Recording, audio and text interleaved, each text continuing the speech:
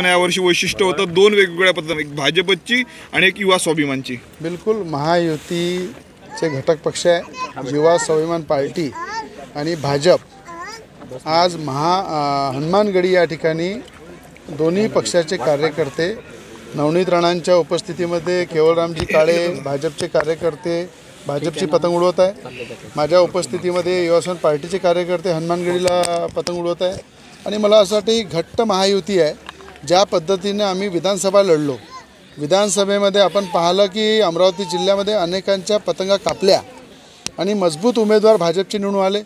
युवा स्वाभिमान पार्टीच्या वतीने मी निवडून आलो आणि मोठ्या प्रमाणात या पतंगी सर्कस महाराष्ट्राची मोठी भरारी राज्याचे मुख्यमंत्री देवेंद्र फडणवीस साहेब हे घेणार आहे विकासाच्या माध्यमातून. आणि हीच भरारी हनुमानगडीच्या पवित्र भूमीमध्ये प्रार्थना केली की देवेंद्र फडणवीस साहेबांच्या हातून मोठ्या प्रमाणात शेतकरी शेतमजूर आदिवासी सर्वसामान्य जनतेला अशी भरारी त्यांच्या माध्यमातून मिळेल आणि एक मजबूत मुख्यमंत्री महाराष्ट्राला मिळालेला आहे.